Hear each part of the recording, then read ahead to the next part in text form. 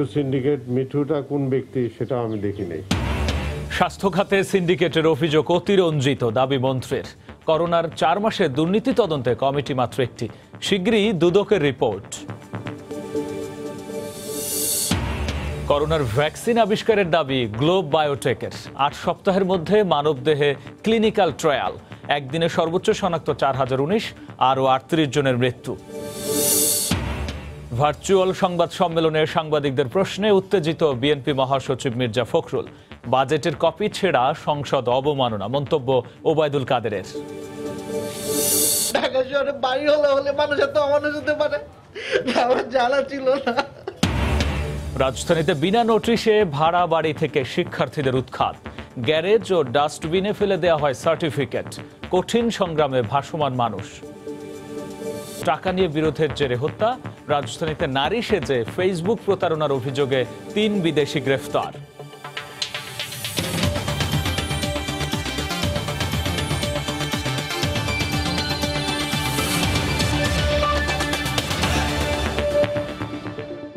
দেখছিলেন শিরোনাম। জনপদের সময় সঙ্গে আছি আমি গোলাম রাব্বি। স্বাস্থ্য খাতে দুর্নীতি ও সিন্ডিকেটের কোনো অস্তিত্ব নেই, সবই নাকি অতিরঞ্জিত, এমনটাই দাবি স্বাস্থ্যমন্ত্রীর।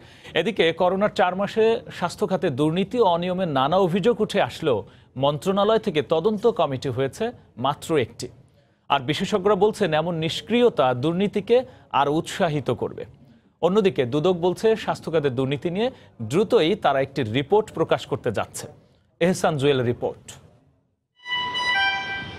করোনাকাল, বিপর্যস্ত স্বাস্থ্য খাত। চিকিৎসকদের সুরক্ষা সামগ্রীর কেনাকাটায় গোলমিলের পর হোটেলে থাকা খাওয়ার বিলে অসঙ্গতির অভিযোগ। জরুরি পরিস্থিতির সুযোগে চিকিৎসা সরঞ্জাম কেনাকাটা সহ সবশেষ করোনা পরীক্ষার কিট সংকটে নানা প্রশ্ন। দেশে করোনার সংক্রমণ শুরু মার্চে।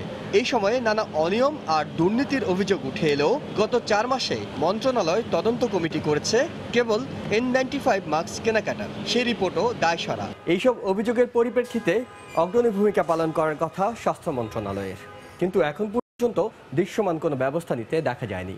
উল্টো সিন্ডিকেটের অস্তিত্ব অস্বীকার করে স্বাস্থ্যমন্ত্রী দাবি করছেন এইসব বিষয় অতিরঞ্জিত। মিঠু সিন্ডিকেট মিঠুটা কোন ব্যক্তি সেটা আমি দেখি নাই। সিন্ডিকেট কথাটা যে ব্যবহার হয় এটা আমরা অতিরঞ্জিত। সিন্ডিকেট থাকতে পারে, আমি তো চোখে দেখি নাই, কারণ আমার কাছে এখানে কোনো সিন্ডিকেটের কোনো অবস্থান নাই।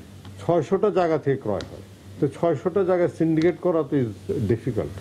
অভিযোগগুলোর তদন্ত না হওয়াকে দুঃখজনক মনে করছেন বিশেষজ্ঞরা। ক্রয় খাতের সিদ্ধান্ত গ্রহণ যারা করেন তারা এসব কিছু জানেন না, এই কথা বললে, এটা তাদের নলেজের বাইরে এই কথা বললে কিন্তু বিশ্বাস করা যাবে না। এবং তারই কিন্তু প্রমাণ যেটা দেখা গেছে, বিভিন্ন সময় স্বাস্থ্য খাতে উচ্চ পর্যায়ে জড়িত ব্যক্তিবর্গদের একাংশ কিন্তু দেশে বিদেশে সম্পদের বিকাশ ঘটিয়েছেন। করোনার আগে দুদক স্বাস্থ্য খাত নিয়ে যে রিপোর্ট দিয়েছে, 6 মাস পর সম্প্রতি সে অনুযায়ী 14টি প্রতিষ্ঠান কালো তালিকাভুক্ত করে স্বাস্থ্য অধিদপ্তর। করোনাকালীন সময়ে দুর্নীতি নিয়ে এখন নতুন করে তদন্ত করছে দুদক। সেই রিপোর্ট দেওয়া হবে শীঘ্রই। অনুসন্ধান সবই চলছে, যা আপনারা দেখছেন পত্রিকায় আপনারা যা পাচ্ছেন, আমরা প্রত্যেকটাই ইনকোয়ারি করছি, ইনকোয়ারির অর্ডার আছে এবং আমি মনে করি যে এগুলো রিপোর্ট আমরা সহসা পাবো। এরপরে আমরা বুঝতে পারবো যে what is to be done. দুদক নিজেরা তদন্ত চালিয়ে যাওয়ার পাশাপাশি দুর্নীতি রোধে স্বাস্থ্য মন্ত্রণালয় কি করছে সেই বিষয়টিও জানতে চেয়েছে মন্ত্রণালয়ের কাছে। এহসান জুয়েল, সময় সংবাদ, ঢাকা। করোনা আক্রান্তদের প্লাজমা দেওয়ার নামে টাকা হাতিয়ে নিতে রাজধানীতে সক্রিয় একাধিক প্রতারক চক্র। অনলাইনে প্লাজমা সরবরাহের বিজ্ঞাপন দেয়ায় অভিযান চালিয়ে রাজধানী থেকে প্রতারক চক্রের একজনকে আটকও করেছে গোয়েন্দা পুলিশ। তারা জানান চক্রটি বেশ কিছুদিন ধরে এই অপতৎপরতা চালিয়ে আসছিল। করোনা আক্রান্ত রোগীর জন্য জরুরি প্লাজমা। মহামারীর এই কালে সামাজিক মাধ্যমে চোখ পাতলেই দেখা যায় এমন দৃশ্য। আক্রান্ত ব্যক্তির স্বজনরা হন্য হয়ে খোঁজেন প্লাজমা, যা দিতে পারেন কেবল করোনা থেকে সুস্থ হওয়া ব্যক্তি যার তৈরি হয়েছে যথেষ্ট পরিমাণে অ্যান্টিবডি। আর মানুষের এই অসহায়ত্বের সুযোগ নিচ্ছে কিছু প্রতারক।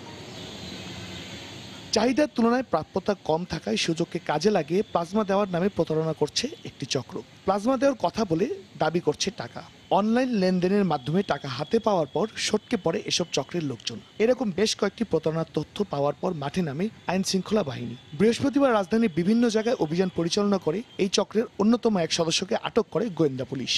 একদল প্রতারক চক্র এই প্লাজমা দেওয়ার নাম করে মুমূর্ষু রোগীদের অ্যাটেন্ডেন্টদের সাথে যোগাযোগ করে তাদেরকে প্রতারিত করছে। এরকম একটি সংবাদ আমরা জানতে পেরে ঢাকা মহানগর গোয়েন্দা পুলিশের তেজগাঁ বিভাগের একটি দল বিভিন্ন জায়গায় অপারেশন করে এই প্রতারক চক্রটিকে শনাক্ত করেছে এবং একজনকে গ্রেপ্তার করেছে এবং বাকি সদস্যদেরকে গ্রেপ্তারের জন্য অপারেশন পরিচালিত হচ্ছে। অনলাইনে কেউ প্লাজমা প্রদানের জন্য উৎসাহী হলে যথেষ্ট যাচাই বাছাই না করে প্লাজমা গ্রহণের জন্য কোনো লেনদেন না করার পরামর্শ গোয়েন্দা কর্মকর্তাদের। এই চক্রের অন্য সদস্যদের ধরতে অভিযান চলছে বলেও জানান তিনি। শাহরিয়ার জামান দ্বীপ, সময় সংবাদ, ঢাকা। দেশে একদিনে সর্বোচ্চ 4019 জনের দেহে করোনা ভাইরাস শনাক্ত হয়েছে। এ নিয়ে মোট আক্রান্তের সংখ্যা ছাড়ালো 1.5 লাখ। 24 ঘন্টায় আরও 38 জন মারা যাওয়ায় মৃতের সংখ্যা বেড়ে দাঁড়ালো 1926 জনে। এদিন সুস্থ হয়েছেন রেকর্ড 4334 জন। দুপুরে স্বাস্থ্য অধিদপ্তরের নিয়মিত অনলাইন বুলেটিনে এসব তথ্য জানানো হয়। চিকিৎসা বিজ্ঞানের সব আবিষ্কার, গবেষণার অন্বেষণকে বৃদ্ধাঙ্গুলি দেখানো এক ভাইরাসের কারণে অস্বস্তিকর জীবনযাপনে বাধ্য হচ্ছে মানুষ। বাংলাদেশের মতো ঘনবসতিপূর্ণ দেশে সংক্রমণের ঝুঁকি এমনিতেই বেশি। বৃহস্পতিবার জানানো হলো সবশেষ 24 ঘন্টায় নতুন করে ভাইরাসটিতে আক্রান্ত হয়েছেন 4019 জন, মারা গেছেন 38 জন। গত 24 ঘন্টায় যা নমুনা পরীক্ষা হয়েছে তাতে শনাক্ত হয়েছেন 4019 জন। 24 ঘন্টায় মৃত্যুবরণ করেছেন 38 জন। এ পর্যন্ত 1926 জন। শনাক্ত বিবেচনায় মৃত্যুর হার 1.26%। মারা যাওয়া 38 জনের মধ্যে 35 জনের বয়সী 40-এর উপরে। সবাই আক্রান্ত হলেও মারা যাওয়ার পরিসংখ্যানে এগিয়ে বয়স্করা। 41 থেকে 50 বছরের মধ্যে 14.80%।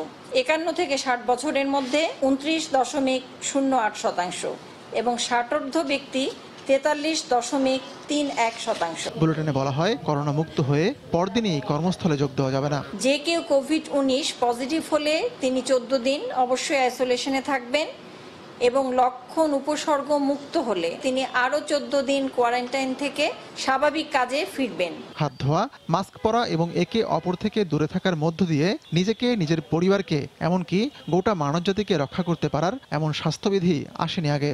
তাই সহজ এই বিষয়গুলো মানতে হবে বাঁচার তাগিদে। আতিকুর রহমান তমাল, সময় সংবাদ, ঢাকা।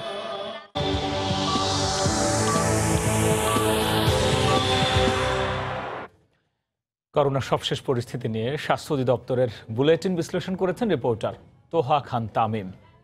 কয়েকদিন ধরেই আমরা লক্ষ্য করছিলাম যে বিশ্বে 215টি দেশের মধ্যে বাংলাদেশের অবস্থান ছিল 17তম। এখন আজকের দিনে আমরা যদি বলি তাহলে বাংলাদেশের অবস্থান রয়েছে 18তমতে। স্বাগত জানাচ্ছি আজকের স্বাস্থ্য অধিদপ্তরের বুলেটিন বিশ্লেষণে। গত 24 ঘন্টা সার্বিক চিত্রের যদি দিকে তাকাই তাহলে আমরা দেখতে পাচ্ছি নমুনা পরীক্ষা হয়েছে 2 জুলাই 18,362 জনের এবং এ থেকে আক্রান্ত হয়েছেন 4019 জন। আজও মৃতের খাতায় যোগ হয়েছে 38 জনের নাম এবং এ পর্যন্ত মৃত্যুবরণ করেছেন 1926 জন। এবং আমরা দেখতে পাচ্ছি যে প্রতিদিন যে হারে মৃত্যুবরণ করছেন কিন্তু তার থেকে অধিক হারে কিন্তু সুস্থ হয়েছেন। আক্রান্তের চিত্রের সূচকে আমরা দেখতে পাচ্ছি প্রথম আক্রান্ত হয়েছিলেন 8 মার্চ 3 জন। দিন যত গড়িয়েছে ততই কিন্তু আক্রান্তের সংখ্যা বেড়েছে। আমরা দেখেছি আজ পর্যন্ত 2 জুলাই অর্থাৎ প্রায় 1.5 লাখ পার হয়ে গিয়েছে আক্রান্তের সংখ্যা। মৃতের চিত্রের দিকে তাকালে আমরা দেখতে পাচ্ছি সেই সূচকটাও কিন্তু ঊর্ধ্বমুখী। প্রথম বাংলাদেশে আমরা দেখেছি যে 18 মার্চ একজন মারা গিয়েছিলেন, এরপরে 18 এপ্রিল 84 জন, তার এক মাস পরে 18 মে 349 জন। এরপরে কিন্তু সূচকটা আক্রান্তের মতোই ঊর্ধ্বগামী হয়েছে। আজকে 2 জুলাই আমরা দেখতে পাচ্ছি যে 1926 জনে গিয়ে দাঁড়িয়েছে। আমরা দেখতে পাচ্ছি যে সবচেয়ে বেশি 27 জন হয়েছিলেন 23.12%। সেই দিন হারটা বেশি হয়েছিল। 26 থেকে আজকে 2 জুলাই পর্যন্ত যদি হিসেব হিসেব করি তাহলে বলা যায় 20, 21 এবং 22 এর মধ্যে কিন্তু এই হারটা ওঠানামা করছে। বাংলাদেশে এখন পর্যন্ত সুস্থ হয়েছেন 66,442 জন, যার শতাংশ হচ্ছে 43.34%, 1.26% মৃতের হার, এবং চিকিৎসাধীন রয়েছেন 85,268 জন। স্বাস্থ্যবিধি যদি আমরা না মানি তাহলে কিন্তু আমরাই আমাদের পরিবারের জন্য, আপনজনের জন্য তথা সারা দেশের জন্য কিন্তু আমরাই ক্ষতিগ্রস্তের কারণ হব, ক্ষতির কারণ হব। তো সেক্ষেত্রে স্বাস্থ্যবিধি মানার কোনো বিকল্প নেই। তো এই ছিল আজকের বিশ্লেষণে। দেশে করোনার প্রথম ভ্যাকসিন আবিষ্কারের দাবি করেছে গ্লোব বায়োটেক। দ্বিতীয় ধাপের গবেষণার পর আগামী 6 থেকে 8 সপ্তাহের মধ্যে এটি মানবদেহে ক্লিনিক্যাল ট্রায়ালের ব্যাপারেও আশাবাদী তারা। এদিকে আবেদন পেলে অনুমতি দেওয়া হবে বলে জানিয়েছে Bangladesh medical research council. We can't afford to lose any more. তাগিদটা হয়তো ছিল ভেতর থেকে। আবেগঘন সংবাদ সম্মেলনে এক তরুণ তুর্কি জানান দিলেন, এবার করোনা ভাইরাসের ভ্যাকসিন আবিষ্কার করলো বাংলাদেশ। দেশীয় প্রতিষ্ঠান গ্লোব বায়োটেক লিমিটেড ভ্যাকসিন আবিষ্কারের প্রাথমিক পরীক্ষায় 100% সফলতা পাওয়ার দাবি করেছে। বৃহস্পতিবার রাজধানীতে সংবাদ সম্মেলনে গ্লোব বায়োটেক লিমিটেডের পক্ষ থেকে দাবি করা হয়, ভ্যাকসিনটি প্রাথমিক এনিমেল ট্রায়ালে অ্যান্টিবডি তৈরির প্রমাণ পেয়েছেন তারা। দ্বিতীয় ধাপে রেস্ট্রিক্টেড এনিমেল ট্রায়ালে যাবে সংস্থাটি, যাতে 6 থেকে 8 সপ্তাহ পর্যন্ত সময় লাগতে পারে। এর পরের ধাপ মানবদেহে ক্লিনিক্যাল ট্রায়াল। 614 নাম্বার পজিশনে একটা অ্যামাইনো অ্যাসিড মিউটেশন আছে, সেই মিউটেশনটা কনসিডার করেই কিন্তু আমরা আমাদের টার্গেট ডেভেলপ করেছি। প্রিলিমিনারি একটা ট্রায়াল করেছি, 6 থেকে 8 সপ্তাহ লাগবে আমাদের একটা রেগুলেটেড ট্রায়াল করে বিএমআরসিতে এথিক্যাল অ্যাপ্রুভালের জন্য দিতে। এখন এটা ডিপেন্ড করতেছে বিএমআরসি আমাকে কতদিনে অ্যাপ্রুভাল দিবে। ক্লিনিক্যাল ট্রায়াল ও পরে বাজারজাতের জন্য সরকারের সংশ্লিষ্ট দপ্তরে অনুমতির জন্য যাবেন তারা। এখন ইনস্ট্যান্ট আমার কাছে 5 থেকে 7 মিলিয়ন ভায়াল তৈরি করার মতো সক্ষমতা আছে। আমি যখন এখান থেকে ক্লিয়ারেন্স পাবো সরকার থেকে, আমি প্রোডাকশন শুরু করতে পারবো। Bangladesh medical research council BMRC বলছে, প্রোটোকল মেনে আবেদন করলে দেয়া হবে অনুমোদন। হিউম্যান ট্রায়ালে যখন যাবেন তখন আমাদের এথিক্যাল অ্যাপ্রুভালের জন্য আমাদের কাছে সাবমিট করবেন পেপার। আমরা তখন ওইটা দেখবো এবং সেটাও একটা সিআরওর মাধ্যমে আসতে হবে। সেটা মহামারী করোনা ভাইরাস 6 মাস পার করেছে।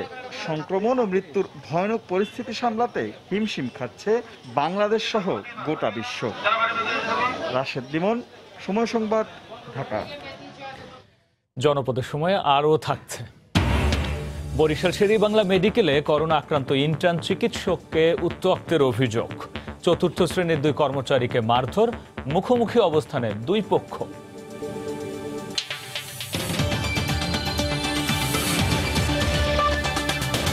করোনা দুর্যোগে বাড়ি যাওয়ার সুযোগে বিনা নোটিশে শিক্ষার্থীদের উৎখাত করছেন ঢাকার অনেক বাড়িওয়ালারা। ধানমন্ডিতে শিক্ষার্থীদের সার্টিফিকেট, ল্যাপটপ সহ সব জিনিসপত্র ভাগাড়ে ফেলে দিয়েছেন এক বাড়ির মালিক। অন্যদিকে এক বেসরকারি বিশ্ববিদ্যালয়ের 130 শিক্ষার্থীকে হোস্টেল থেকে বিতাড়িত করা হয়েছে। গ্যারেজে স্তূপ করে রাখা হয়েছে মালামাল। আব্দুল হালিমের ক্যামেরায় বিস্তারিত সাদাত রহমতুল্লাহ রিপোর্টে। সব স্বপ্ন আপনারা ডাস্টবিনে ফেলে এখন আপনারা আরামে ঘুমোচ্ছেন, মাঝে দরজাটা একটু খুলুন। ঢাকা কলেজের শেষ বর্ষের শিক্ষার্থী সজীব মাথা গোজার ঠাই তো হারিয়েছেনই, ছুঁড়ে ফেলা হয়েছে শিক্ষা জীবনের অর্জন সনদগুলোও। রাজধানীর ধানমন্ডি এলাকার বাড়িওয়ালা মজিবুর হক পুরো ভাড়া দিতে না পারায় 9 শিক্ষার্থীকে বাসা থেকে বের করে দিয়েছেন বিনা নোটিশে। শুধু তাই নয়, তাদের জরুরি কাগজপত্র সহ সব জিনিসপত্র ফেলে দিয়েছেন ভাগাড়ে। মালগুলো হচ্ছে সিটি কর্পোরেশনের যে মহিলা যারা নেয় এদেরকে হচ্ছে ভাড়া করে নিয়ে আসে, ভ্যানে করে ভাড়া করে ওদেরকে দিয়ে ওরা হচ্ছে কোথায় ফেলে দেয়।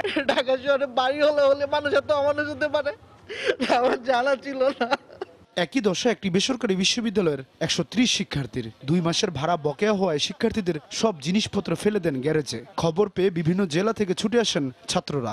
একটা সার্টিফিকেট নেই, আমার জিএসসি সার্টিফিকেট, আমার এসএসসি সার্টিফিকেট, আমার ডিপ্লোমা সার্টিফিকেট, মূল সার্টিফিকেটগুলো ছিল। ডেস্কটপ, ল্যাপটপ, তারপর হচ্ছে অনেকের ধরনের ট্রাঙ্কের ভিতরে কিছু গুরুত্বপূর্ণ মালামাল। প্রথম মাসে আমরা ভাড়া দেই নাই, উনি চাইছিল কিন্তু আমরা দিতে পারি না করোনা পরিস্থিতির কারণে।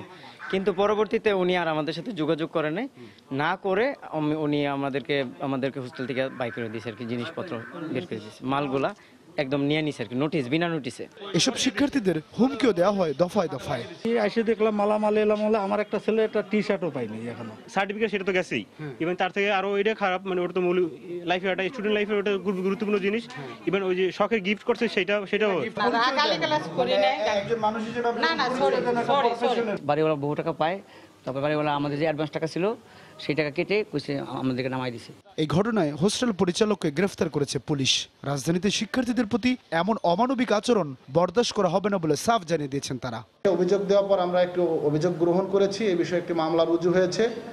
আমরা এই বিষয়ে এখন তদন্ত করে প্রয়োজনে যে আইনগত সাহায্য সেটা করব। অন্তত সার্টিফিকেটগুলো খুঁজে পাওয়ার চেষ্টায় মরিয়া এই শিক্ষার্থীরা। ঢাকায় এমন কয়েক লাখ শিক্ষার্থী ব্যাচেলর বাসায় ভাড়া থাকেন। করোনার এই দুঃসময়ে শিক্ষার্থীদের প্রতি যদি মানবিক আচরণ করেন বাড়িওয়ালারা, তাহলে করোনা পরবর্তী সময়ে এসব শিক্ষার্থীরা আবারও ঘুরে দাঁড়াতে পারেন। সাদাত রহমতুল্লাহ, সময় সংবাদ, ঢাকা। ভার্চুয়াল সংবাদ সম্মেলনে সাংবাদিকদের প্রশ্নে উত্তেজিত বিএনপির মহাসচিব মির্জা ফখরুল ইসলাম আলমগীর। দলটির দাবি, মহাসচিবকে বিব্রত করতেই সাংবাদিক বেশে এমন অবান্তর প্রশ্ন। এদিকে 2020-21 অর্থ বছরের বাজেট বাস্তবায়নযোগ্য নয় মন্তব্য করে বিএনপির মহাসচিব বলছেন, দুর্নীতি অব্যাহত রাখতেই সরকার এ বাজেট পাশ করেছে।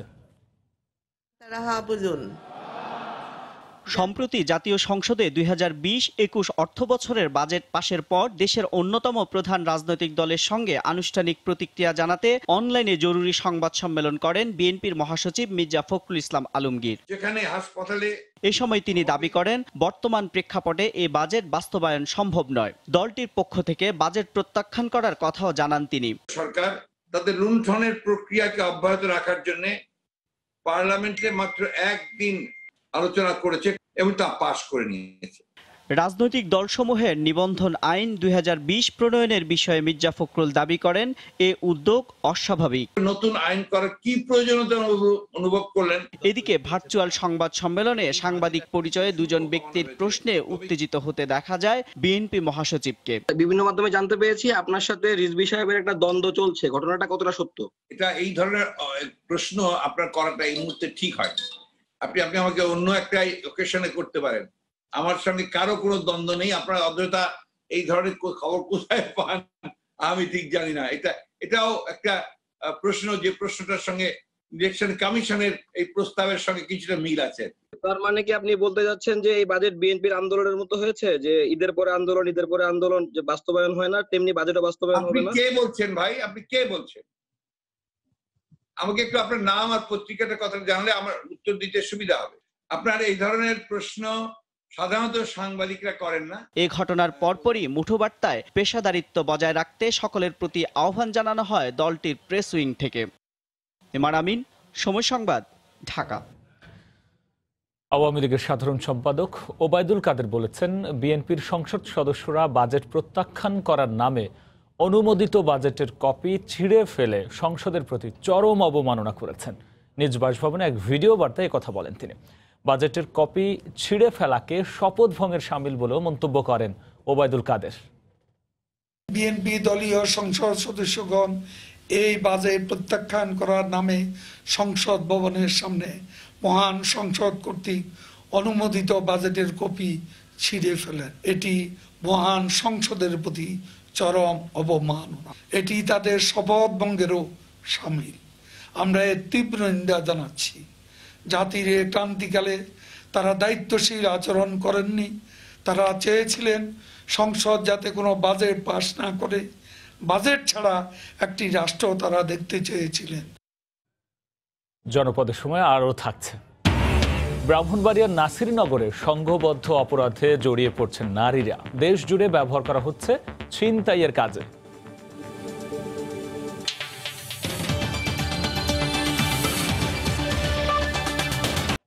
ফেসবুক বান্ধবীর পাঠানো উপহার সামগ্রী তুলতে গিয়ে প্রায় 23 লাখ টাকা খোয়ালো এক যুবক। আর এই ঘটনায় প্রতারণা ও ব্ল্যাকমেইলিং এর অভিযোগে 3 বিদেশি নাগরিককে গ্রেফতার করেছে সিআইডি। রাজধানীর এয়ারপোর্ট ও বসুন্ধরা এলাকা থেকে সিআইডির জালে আটকা পড়া 3 জনের মধ্যে 2 জন ক্যামেরুন এবং 1 জন কেনিয়ার নাগরিক। সিআইডি জানায় এরা ফেসবুকে আমেরিকার তরুণী জেনিটারি নামে বরিশালের এক ব্যবসায়ী যুবকের সাথে সখ্যতা গড়ে তোলে। প্রথমে উপহার সামগ্রী পাঠানোর কথা বলে ঠিকানা নেয়, পরে ডিপ্লোম্যাটিক কুরিয়ার এজেন্ট পরিচয়ে পাঠানো উপহার তুলতে নানা খরচের কথা বলে এবং উপহার না নিলে বিপদ হবে বলে প্রতারণা করে 22,68,000 টাকা হাতিয়ে নেয়। তারা যেটা ট্র্যাপ করে যে বলে যে দেখো এইবার যেটা পাঠাচ্ছে এটা কাস্টমসে তোমার নাম এন্ট্রি হয়ে গেছে, স্ক্যান হয়ে গেছে, এটা যদি না ছাড়াও তাহলে তোমাকে নানা রকমের জিজ্ঞাসাবাদ করা হবে, এইবার তোমাকে কিন্তু রেসপন্ড করতে হবে। তো যদি আমেরিকা থেকে হয় তাহলে আবার আমেরিকান এমবেসি একটা বিষয় আছে, তাদের থেকেও ক্লিয়ারেন্স নিতে হবে, এবং যদি না দিতে চায় তখন আবার থ্রেটও করা হয়। তো এই টেলিফোন কনভারসেশনের মধ্যে আবার আমাদেরই বাঙালি ভয়েসের কেউ না কেউ নিজেকে কাস্টমসের এজেন্ট সেজে সে আবার তখন বলে আমি সিএনএফ এর লোক, আমি এরকম আপনার একটা বিষয় ছিল জানেন কি, জানি, তো তারপরে এরকম টাকা দিতে হবে। তো এরকম 2-3 দফায় টাকাটা নিয়ে তারপর আস্তে করে তারা কেটে পড়ে। সিআইডি জানায় অভিযানের সময় আসামিদের সামলাতে বেশ বেগ পেতে হয়েছে তাদের। আসলে এরা এতটাই মানে কনভালসিভ, অ্যারোগেন্ট এবং মানে উগ্র, কালকে যখন অ্যারেস্ট করতে গেছে মারামারি থেকে শুরু করে চেয়ার টেবিল ভাঙা শুরু করছে। এ চক্রের সঙ্গে জড়িত বাংলাদেশিদের গ্রেফতারে অভিযান অব্যাহত আছে বলেও জানায় পুলিশের অপরাধ তদন্ত বিভাগ সিআইডি। এ ঘটনায় রাজধানীর বিমানবন্দর থানায় একটি মামলা করা হয়েছে। ওমর ফারুক, সময় সংবাদ। বরিশাল শের-ই বাংলা মেডিকেলে করোনা আক্রান্ত নারী ইন্টার্ন চিকিৎসককে উত্ত্যক্তের অভিযোগ উঠেছে। এই ঘটনার জেরে 4র্থ শ্রেণীর 2 কর্মচারীকে মারধর করেছেন ইন্টার্ন চিকিৎসকরা। হাসপাতাল কর্তৃপক্ষ জানায় করোনা ওয়ার্ডে গত 28 জুন চিকিৎসাধীন এক নারী ইন্টার্ন চিকিৎসককে উত্ত্যক্তের অভিযোগ ওঠে 3য় ও 4র্থ শ্রেণীর কর্মচারীদের বিরুদ্ধে। এর জেরে পরের দিন হাসপাতালের অফিস সহায়ক দিদারুল ইসলাম ও নুরুল ইসলামকে ইন্টার্ন চিকিৎসকরা মারধর করেন। বৃহস্পতিবার হাসপাতালের পরিচালকের কাছে মারধরের ঘটনার বিচার দাবি করেন 3য় ও 4র্থ শ্রেণীর কর্মচারীরা। তবে ইন্টার্ন চিকিৎসকরা মারধরের অভিযোগ অস্বীকার করে বলেন উত্ত্যক্তের বিষয়টি ধামাচাপা দিতে তারা অপচেষ্টা চালাচ্ছে। অবশ্য তদন্ত করে ঘটনায় জড়িতদের বিরুদ্ধে যথাযথ ব্যবস্থা নেওয়ার আশ্বাস দেন হাসপাতালের পরিচালক। কোরবানির ঈদ উপলক্ষে বগুড়ায় জমে উঠেছে পশুর হাট। তবে স্বাস্থ্যবিধির মানার ব্যাপারে উদাসীন অনেকেই। সকালে দুপচাচিয়া ধাপের হাটে বসে কোরবানির পশুর হাট। এতে দূর দূরান্ত থেকে গরু ছাগল নিয়ে ভিড় করেন প্রান্তিক চাষি ও ব্যবসায়ীরা। গত বছরের তুলনায় এবার পশুর দাম নাগালে থাকলেও ক্রেতার সংখ্যা কম। এতে লোকসানের সংখ্যা করছেন বিক্রেতা ও ইজারাদাররা। পাশাপাশি স্বাস্থ্যবিধি কিংবা সামাজিক দূরত্ব বজায় রাখার ব্যাপারেও হাট কর্তৃপক্ষ সচেতন করলেও অনেকেই তা মানছেন না। দেখছেন জনপদের সময়। ব্রাহ্মণবাড়িয়ার নাসিরনগর উপজেলার একটি ইউনিয়নে সংঘবদ্ধ অপরাধে জড়িয়ে পড়ছেন নারীরা। গত কয়েক বছরে দেশ জুড়ে ওই এলাকার অন্তত 100 নারী ছিনতাইকারী ধরা পড়েছেন। এলাকাবাসী ও জনপ্রতিনিধিরা বলছেন অপরাধ ঠেকাতে সক্রিয় তারা। জুয়েল রহমানের ক্যামেরায় উজ্জ্বল চক্রবর্তীর রিপোর্ট। ব্রাহ্মণবাড়িয়া জেলা সদর থেকে প্রায় 60 কিলোমিটার দূরে নাসিরনগরের ধর্মমণ্ডল ইউনিয়ন গ্রামটিতে অনুসন্ধানকালে বের হয়ে আসে চাঞ্চল্যকর লোমহর্ষক অনেক ঘটনা। এলাকাবাসী জানায় এলাকার নারীরা উচ্চ মূল্যে আগাম বিক্রি হয় অপরাধী চক্রের হাতে। তাদের বেশিরভাগেরই টার্গেট থাকে ট্রেনে নারী যাত্রীরা। 2019 সালের জানুয়ারিতে নোয়াখালীর কোম্পানিগঞ্জে স্বাস্থ্য কমপ্লেক্সে রোগীর চেইন চুরি করতে গিয়ে ধরা পড়ে ধর্মমণ্ডল এলাকার সুলতানা খাতুন, চম্পা খাতুন সহ 3 নারী। 2018 সালে রাজশাহীতে স্বর্ণের চেইন ছিনতাই করতে গিয়ে ধরা পড়ে ধর্মমণ্ডলের সোলেমা খাতুন, লাভলি আক্তার, রিনা খাতুন, রিফুজা খাতুন ও শামসুন নাহার বেগম সহ 5 নারী। 2019 সালে ফেনীতে ছিনতাইয়ের সময় ধরা পড়ে ওই এলাকার মুর্তুজ আলীর ছেলে রহিম মিয়ার স্ত্রী আকলিমা। জেল থেকে বের হয়ে হদিশ নেই আকলিমার।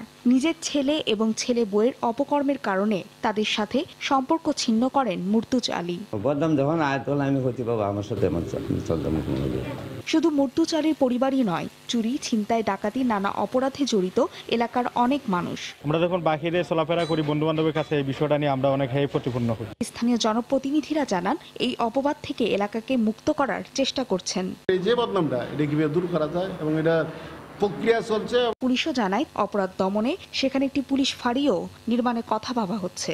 যে মহিলা যত বেশি চুরিতে এক্সপার্ট তার মূল্য তত বেশি থাকে। শিক্ষার দিক থেকে পিছিয়ে পড়া জেলার সবশেষ উত্তরের ইউনিয়ন ধর্মমণ্ডল 5টি গ্রাম নিয়ে গঠিত। লোক সংখ্যা প্রায় 25,000। সময় সংবাদ, ব্রাহ্মণবাড়িয়া। জানিয়ে দিচ্ছি জনপদের সময়ের শিরোনামগুলো। মিঠু সিন্ডিকেট, মিঠুটা কোন ব্যক্তি সেটা আমি দেখি নাই। স্বাস্থ্য খাতে সিন্ডিকেটের অভিযোগ অতিরঞ্জিত, দাবি মন্ত্রীর। করোনার 4 মাসে দুর্নীতি তদন্তে কমিটি মাত্র একটি, শীঘ্রই দুদকের রিপোর্ট। করোনার ভ্যাকসিন আবিষ্কারের দাবি গ্লোব বায়োটেকের। 8 সপ্তাহের মধ্যে মানবদেহে ক্লিনিক্যাল ট্রায়াল। একদিনে সর্বোচ্চ শনাক্ত 4019, আরও 38 জনের মৃত্যু। ঢাকা শহরে বাড়ি হলে মানুষ এত অমানুষ হতে পারে, আমার জানা ছিল না। রাজধানীতে বিনা নোটিশে ভাড়া বাড়ি থেকে শিক্ষার্থীদের উৎখাত। গ্যারেজ ও ডাস্টবিনে ফেলে দেয়া হয় সার্টিফিকেট। কঠিন সংগ্রামে ভাসমান মানুষ। এই ছিল এখনকার মতো। আপনার মোবাইলে সময় সংবাদ দেখতে ও সব খবর পেতে ডাউনলোড করুন সময় অ্যাপ। সঙ্গে থাকুন সময়।